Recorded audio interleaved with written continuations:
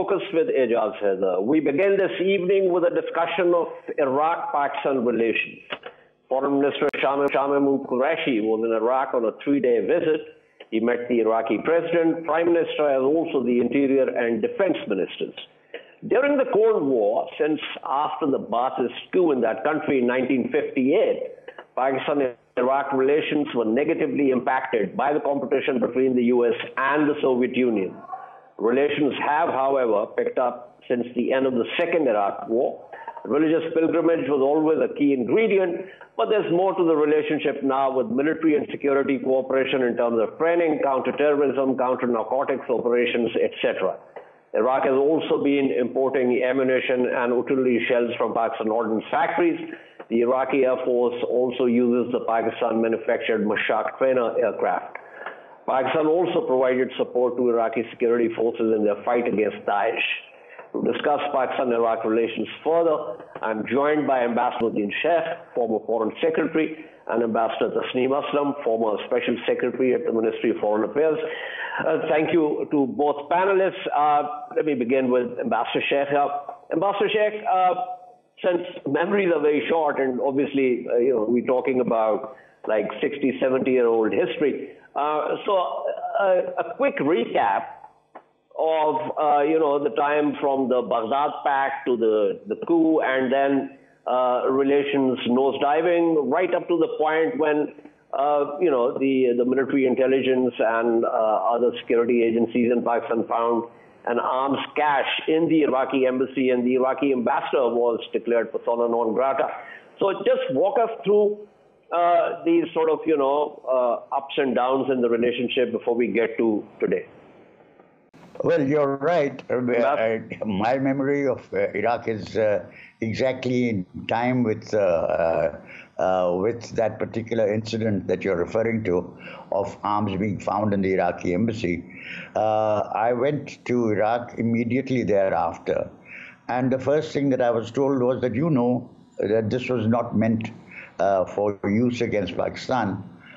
This was part of our effort in terms of our quote-unquote quarrel with Iran, and that there was no intent to do anything at all in Pakistan.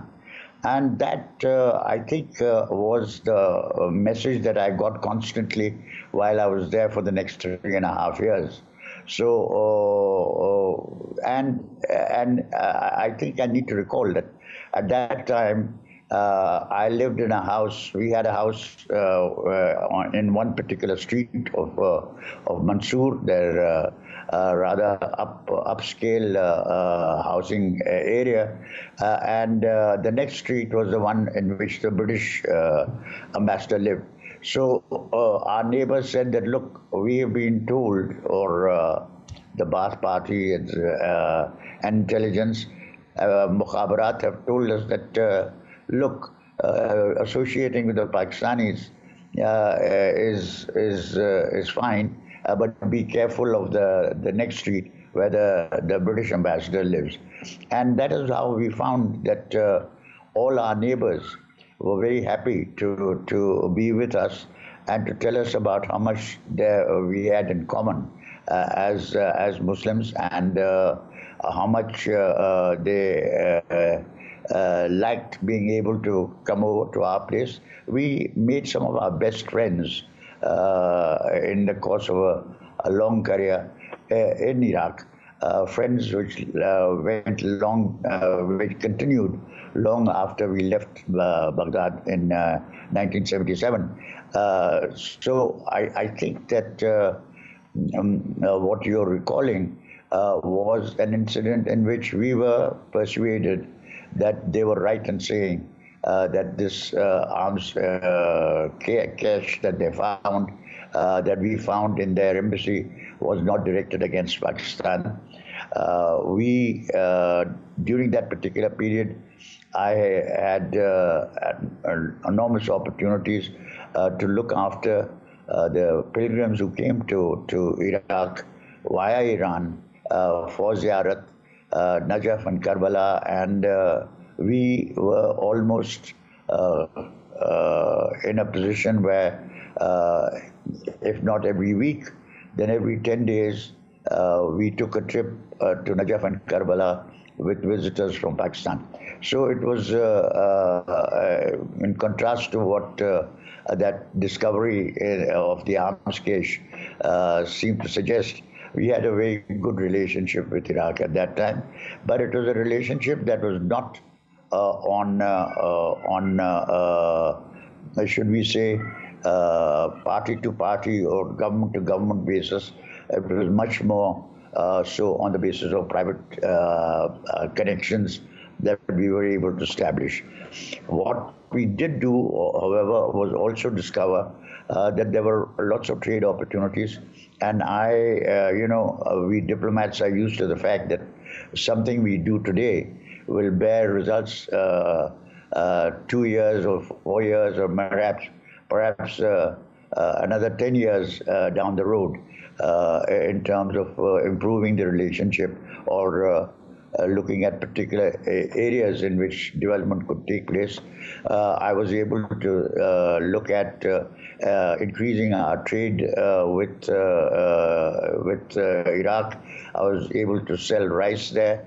I was able to make sure that their the purchasing agents from their military went to Pakistan, secured their uniforms from there. And as you said, of course, that was a much later development, not during my time, that they also imported the trainer aircraft from us. But what we did do, even in that period, was we established a relationship in the oil sector, which hadn't existed before. We bought refined oil from there. We got that at a discounted price. All in all, I was able to say that in that particular period, our trade opportunities increased, our trade increased, and opportunities for its further increase were explored and exploited later on. Okay, right. Now, that's a good backgrounder. Stay with me, Ambassador Shaikh. Let me pull in Ambassador Aslam here. Before I return to you with something which I think is important in today's context. But Ambassador Aslam, give me your sense of the sort of, the nature of the relationship. Ambassador Shaikh has talked about up until the time of 1977.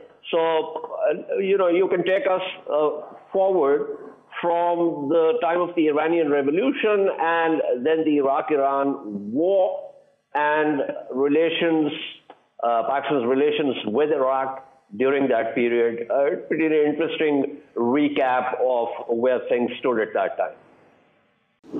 Absolutely. First, I'm baffled that there was a time when we could discover weapons and arms in an embassy, raided and find out. If we were to raid some embassies today, since 9 after 2001, probably will find as much weapons and supplies that can blow up the whole of Pakistan, but we would not. We know it, but we would not even dare to step in the vicinity. That was just a side. Well, Iraq is one country which there hasn't been much focus on relations. When we talk about Iraq, immediately the pilgrims, ziyarat come to mind. That we have a number of people visiting Iraq for the holy sites. With the train now operating from Pakistan to Iran and up to Turkey, which is basically a cargo train, perhaps it is an opportunity that we can also explore the possibility of extending it to Iraq, and that way our trade can improve. Iraq is another country that was, along with Afghanistan, that was destroyed by the United States invasion and occupation. So we have some, and since we have this mess in our neighborhood, we can also see how Iraq has dealt with it and what lessons we can draw from their situation to what is happening in our neighborhood now. Then, since the change of government, toppling of the Saddam Hussein government and subsequent government structure that was imposed and then subsequently evolved in Iraq, relations between Iraq and Iran are very cozy.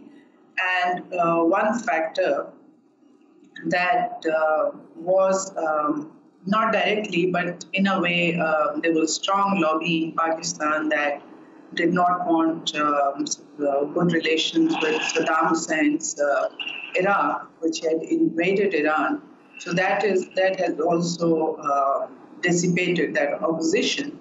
And also, I'm not very overwhelmed with what happened in the past.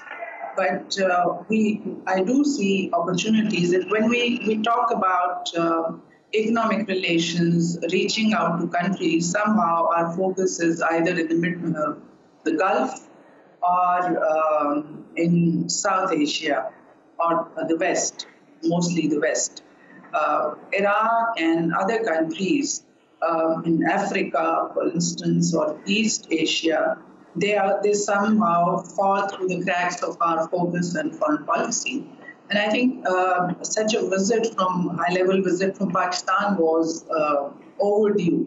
For a long time, I don't think there was any interaction. You talked about their military officers training in Pakistan, yes, but that again is, it's very useful. I've seen how it changes the outlook of people who train in Pakistan, whether in our civilian institutions like the Foreign Service Academy or in the military institutions, the staff colleges of T services and NDU. It makes a huge impact. But we need to move on just the military cooperation. We need to think of trade. We need to think of contact. It's one way. Our people go there for Iraq, but it's not. It's just one objective in mind that takes our people to Iraq. We need to have more much broader and more comprehensive relationship with Iraq. It's an important country. Absolutely. Let me get to that. I think that's very important because I just wanted to initially sort of get a sense of. I mean, these are not relations that people talk about in Pakistan very often. So, and it's also not a country that people are really aware of course, beyond the fact that there were two wars there, beyond the fact that there was a lot of violence. So I just wanted the viewer to first get a sense of where things were in the past. So now let's get to where things are now. And Ambassador Shaikh, so the interesting thing is that today we're dealing with a different kind of Iraq.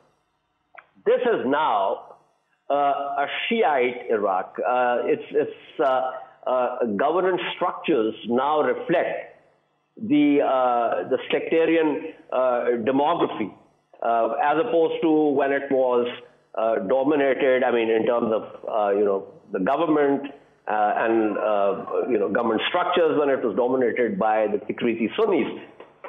But there is another aspect also in this, i.e., this is an Iraq which is very largely dominated by Iran through Shia militias.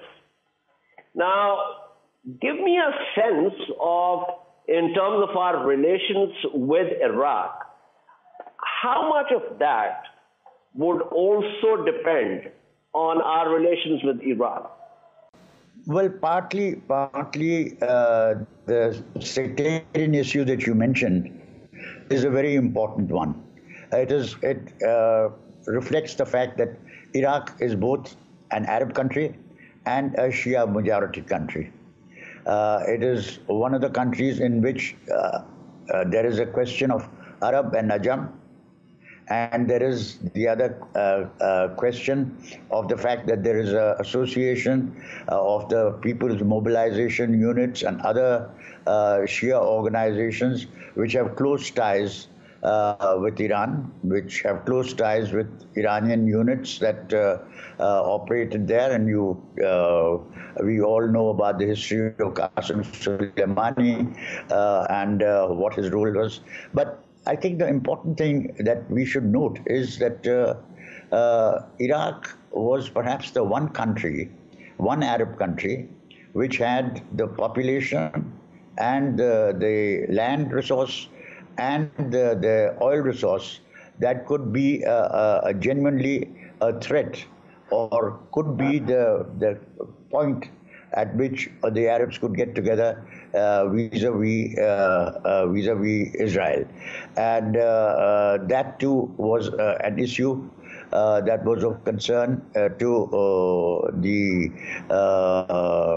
Israelis, but also to the Israeli lobby in the United States. And that therefore you go back to that particular period where Saddam believed that he had sanction from the United States of America or from the representative of the United States of America when he chose to try and invade Kuwait. Now, this was an important episode in terms of what it did with regard to the relationships that the United States established with the Arab countries of the Gulf. It was important in terms of the fact that when the Kuwaiti invasion, Iraqi invasion of Kuwait took place, Saddam thought he had sanction from America, and only discovered later that this was something that they were using to demolish him and his regime. Now, this is an important point also in terms of the creation of the Gulf Cooperation Council. Up to 1981, both Iraq and Iran were vehemently opposed to allowing any such organization to come into being. They felt that the Gulf Cooperation Councils should be under their tutelage and should not be able to create an independent organization of their own. The fact that they did so was reflective of the fact that Iraq no longer had that sort of power, and that Iran had been ostracized by the Americans and placed in a particular adversarial position. So these were the factors that determined what the position of Iraq was and what its position was vis-a-vis Israel. This, I think, was part of the background that you needed to look at.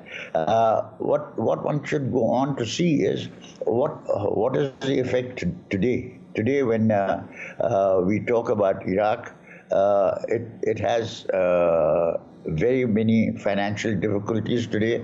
Its oil production is good, but not enough to meet its requirements. It has problems in Kurdistan. It has problems in terms of its relationship with the Kurdish region, and it has problems which it shares in a sense with Iran with regard to how that particular border is administered and what sort of trafficking goes across the Iraq-Iran border and to what end that particular thing operates. And again, I think I come back to the fact that in Iraq, you have the difficulty of the fact that it is a Shia majority country where the Shias are now in power, and which therefore has a relationship with Iran that is based on religion. And then you have its Arab character and the fact that it also should belong and be a leading member of the Arab League and its position vis-a-vis Iran. So you have these factors that also influence the manner in which their relationship with Pakistan develops. As I said, we went through a period where the relationship developed very well, and I think even today, Pakistan is one of the countries which can talk seriously, as happened also during General Ziaul Haq's time, that we offered to mediate between Iraq and Iran, not very successfully, but at least we could say that we were following our traditional rule of not taking sides in any intra-Muslim quarrel, but helping them, if we could, through mediation, to resolve their differences. I don't think that we can place Shah Mahmud Qureshi Sahab's visit in that particular context, but it was a context again in which Muslim unity was emphasized. Sad to say that he got a good reception, and I think they welcomed the visit. They welcomed the fact that the relationship could be enhanced, but I don't think that they, unlike us, they see issues in the same light. Their reference to Palestine, their relationship with Yasser Arafat and other Palestinian leaders, their relationship with Hamas, etc., are all colored by this mix of wanting to be true to their Arab nature and to not antagonize their religious counterparts and in Iran. So you have this particular situation. Well, the Iranians already have a very, sort of, I would say, a vociferous position with reference to Israel and what Israel does in Gaza. But Ambassador Shaikh, I mean, it's interesting that, and this is something that I want to take to Ambassador Aslam, that Iraq also has been facilitating talks between Saudi Arabia and Iran. The Iraqi officials were the ones who actually talked about it, and then, of course, it was confirmed by the Saudis, and then also the Iranians came on board. But before I get to that, it's interesting that you talked about that nugget about April Glaspie's what she said to Saddam Hussein, and somehow I thought it is possibly would come up. So last night I'd pulled up something from the Bush Library that's been placed online by the Margaret Thatcher Foundation. And one of the transcript, Glaspie says, "We have no opinion on your Arab conflict, such as your dispute with Kuwait." And then there was a New York Times article in 1990, which said, "But we have no opinion on the Arab conflicts, like your border disagreement with Kuwait." I was in the American embassy in Kuwait during the late 1960s. The instruction we had during this period was that we should express no opinion on this issue, and that the issue is not associated with America.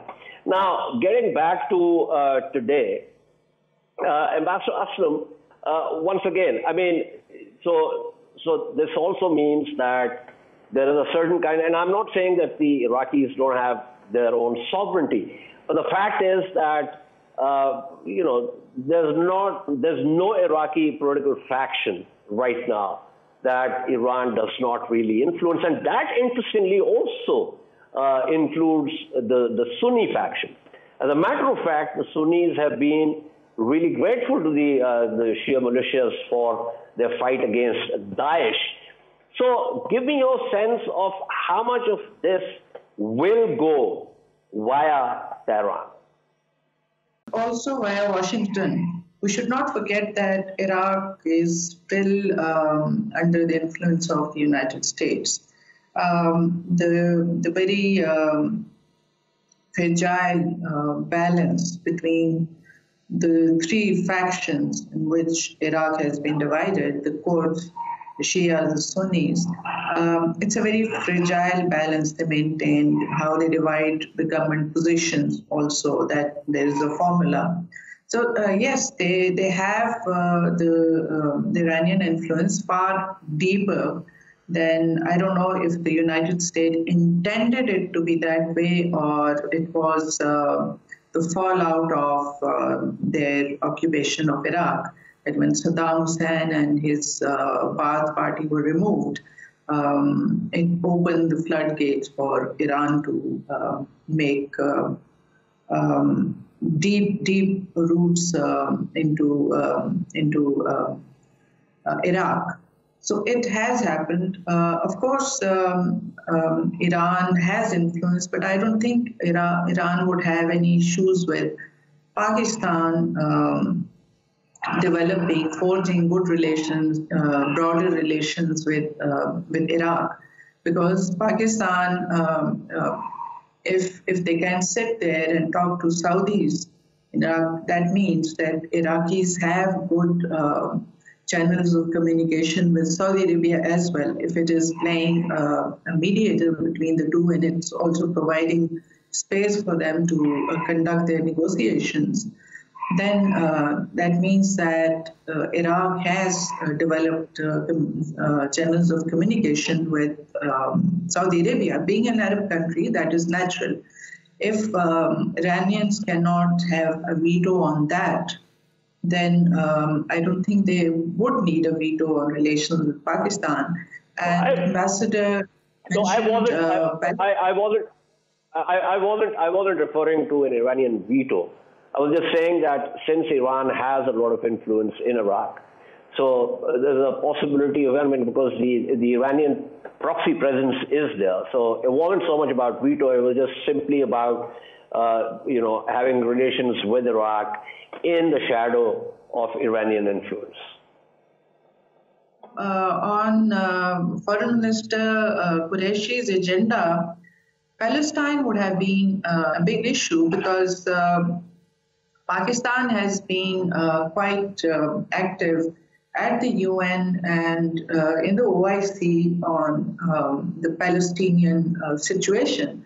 And it is not just what happened over the last 2-3 weeks and then the tenuous ceasefire. It is also what is going to happen, what will happen, how will the Muslim world deal with the situation when tomorrow there is an attack on Masjid Aqsa, and that is likely to come. Today we see the reports that the far right, a party that is even more extremist and fanatic than Netanyahu and his party, they have claimed that they are in a position to form the next government. So they, if they come in, probably the little bit of hesitation would also be gone, because they are very vocal on preparing the groundwork for the Messiah to appear. And I think there will be more efforts, more concentrated efforts to demolish Masjid Aqsa. So we have to be prepared, and I think that would have been one of the agenda items that discussed with. Right. Okay. I've unfortunately run out of time, but very quickly, Ambassador Shaikh, but very quickly, in a minute or so, with reference to what Ambassador Aslam is saying, apropos of an attack on Al-Aqsa. It's not just possible, it's going to happen. These are going to happen. I think that the Supreme Court, Israeli Supreme Court, has postponed its decision with regard to Sheikh Jarrah and with regard to the fact that those houses that the Palestinians have occupied are actually Israeli houses, and they must be restored to Israeli owners. Second, that as was made apparent by the incident on April 13th, and I'm going back to the first day of Ramadan, that because President of Israel was speaking, Israeli troops went into Al-Aqsa, shut off the mics, so that there could be no azan, there could be nothing in terms of the celebration of the first day of Ramadan. Instead, it would be devoted to the speech that the Israeli president wanted to make. That was the first incident, but that was reflective of what was to come. And I think that right now, even while there's talk of helping to reconstruct Gaza and a commitment of money by Qatar and by others for this particular purpose, the conditions that have been laid down, and which I think the Americans will insist on trying to observe, that none of this goes to Hamas, and that this is somehow Hamas can be totally bypassed. It seems to me to be a sheer impossibility to do that, and as a result, I think much of the money that will be spent will be money that comes from Qatar and from other countries of this nature. But let me just say one more point with regard to our relations. Please remember that we are, after Iran, we are the country with the largest Shia population, and that this Shia population has a particular regard for Ayatollah Sistani and for the shrines in Najaf and Karbala. And this is, again, a factor that we have to bear in mind when we talk about relations with Iraq and with the holy shrines and the assemblage of experts on Islam that presently housed in Najaf and Karbala. People in Iran would like to shift the focus to Mashhad. But I think for our people, for our Shia population, and for Shia populations for that matter within Iran also, the focus will have to remain on Najaf and Karbala. Absolutely. Thank you so much. That was Ambassador Najmuddin Shaikh. Thank you also to Ambassador Tasnim. Aslam, we shall take a short break and return to discuss Prime Minister Imran Khan's visit last Saturday to a nuclear facility. Stay with us.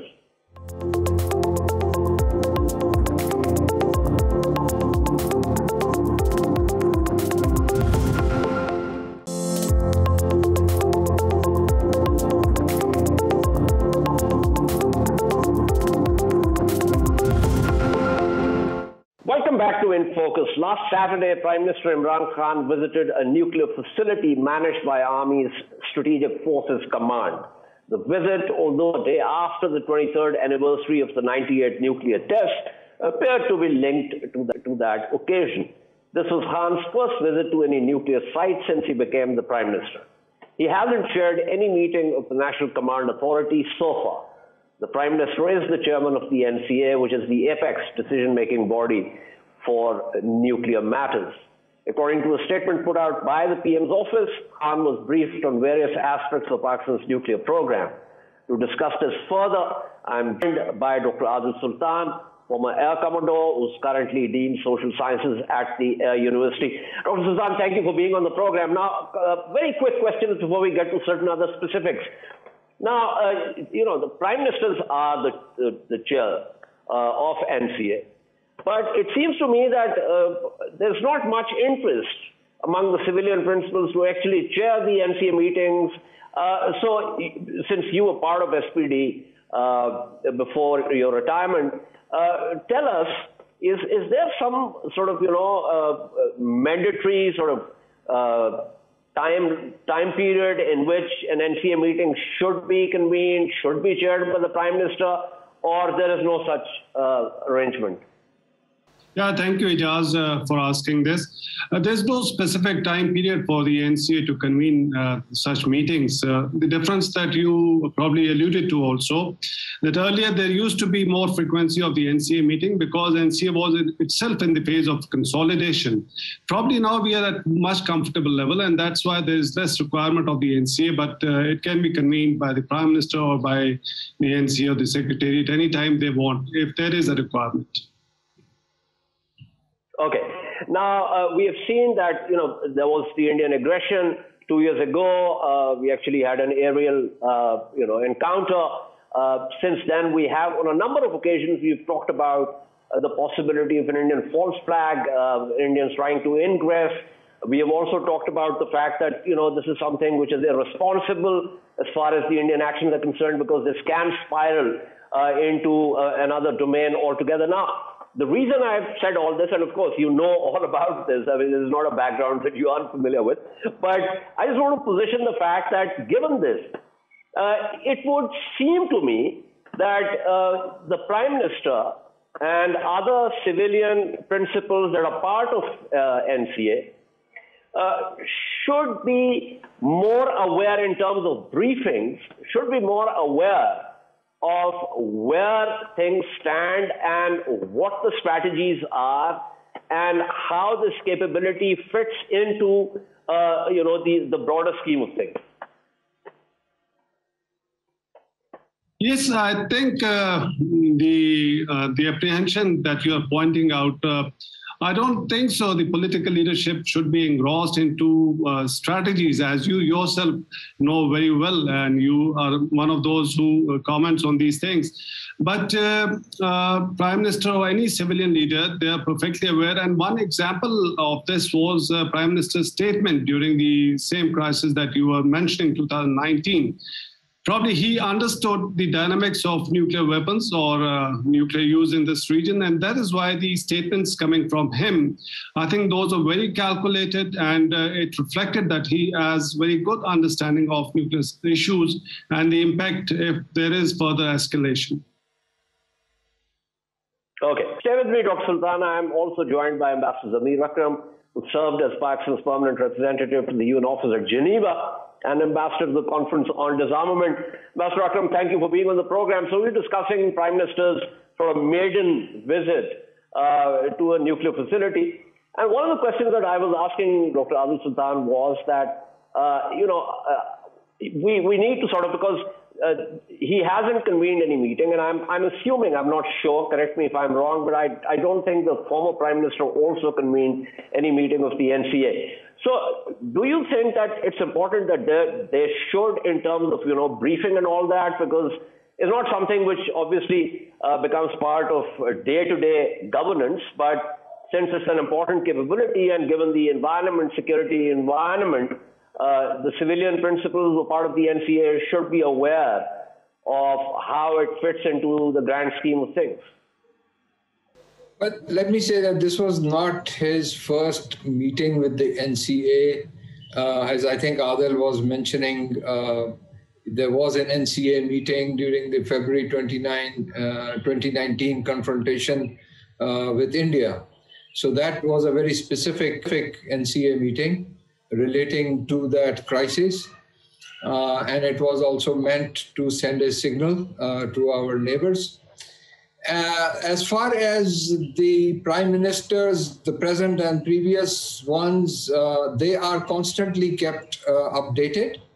I know that when this prime minister was elected into office, the senior officials of the SPD, the NCA secretariat, the chairman of the Joint Chief of Staff who heads the NCA, they both briefed him in detail about our strategic program. And the previous Prime Minister, I also know that he did attend a number of NCA meetings and was also kept involved and updated on the developments in the strategic domain. So it's not as if that this is a one-off visit or that they are not aware of what is happening. Right. Let me go back to Dr. Adil here. So, Dr. Adil, since a lot of our viewers are also non-Pakistanis, and since you were part of Strategic Plans Division, which is the Secretariat for the National Command Authority, it will perhaps be in the fitness of things to sort of very quickly and briefly talk about, Pakistan's, as a matter of fact, we were, I think, ahead of India by at least 3 years or so, in terms of creating a National Command Authority. And it's a National Command Authority, not just a Nuclear Command Authority. And so a word about, the fact that Pakistan has been looking into these issues with a great degree of responsibility since you've been part of this.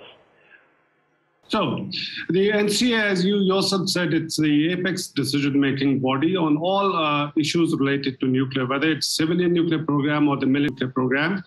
And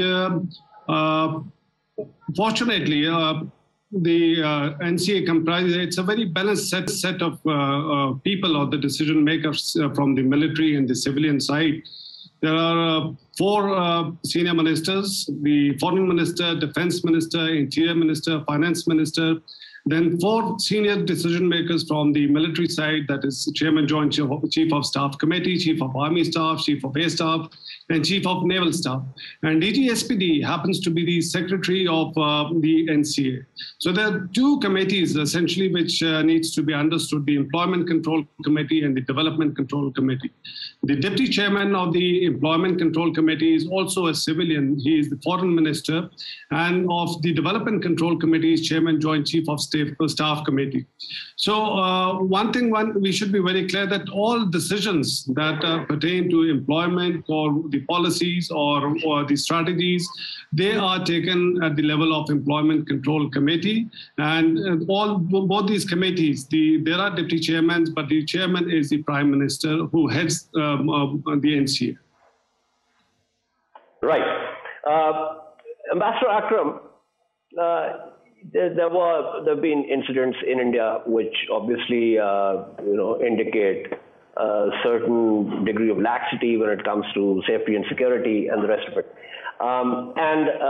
So my point is, of course, I mean, this is part of the broader narrative that India at one time managed to push successfully. But I think perhaps it's time also for us to present our achievements and the responsibility with which we have dealt with these issues, and also highlight the laxities that we have witnessed on the Indian side, which is something that of course should concern the world, considering that a number of countries actually want India to be part of the nuclear suppliers group. Well, have been doing that, and we continue to do that on a continuous basis. You might recall that the previous head of the International Atomic Energy Agency had declared Pakistan's Center of Excellence for Nuclear Safety and Security as the gold standard. We have other programs relating to this nuclear safety and security. We have a legislative framework for it and the institutions for it. So it's not as if we have not done anything in this regard. I think we have done perhaps much more in terms of safety and security and command and control than our neighbor. And in a sort of a neutral or sort of say semi-neutral organization like the Nuclear Threat Initiative has consistently for some years now elevated, or not elevated, but evaluated Pakistan's safety and security mechanisms as being much better than those of India's.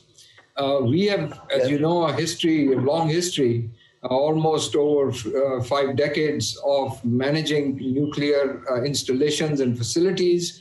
And mashallah, to this day, there has never been any kind of nuclear accident or any kind of leakage of nuclear materials of the kind that we have been seeing, almost consistently happening in India.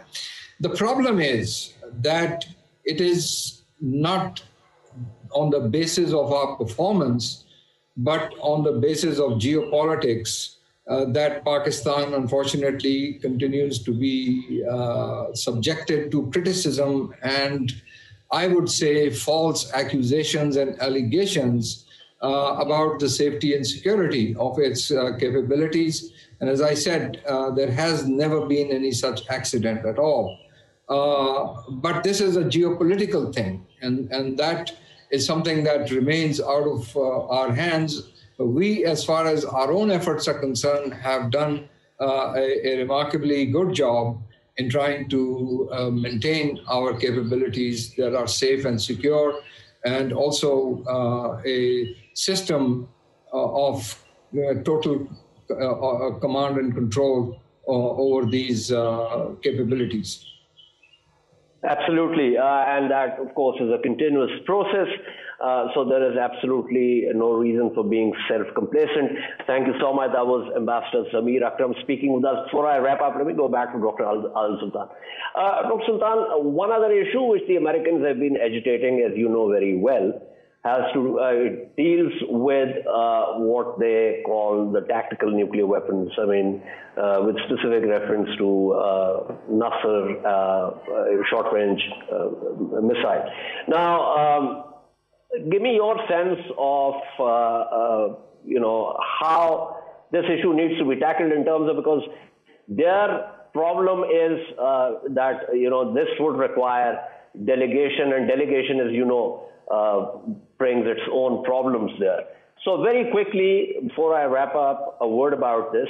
How do we look at this? Yeah, Ejaz. As you understand, all nuclear weapons are strategic in their nature and effect. So these Nasr missiles, these are short range, but they are intended to have strategic impact of deterring India's Cold Start doctrine or limited war fighting doctrine. As far as the concerns about United States or the United States concern about command and control, I think we have on various occasions, the senior leadership has made this very clear that all nuclear weapons would be controlled by the NCA, and there is no pre-delegation in our system.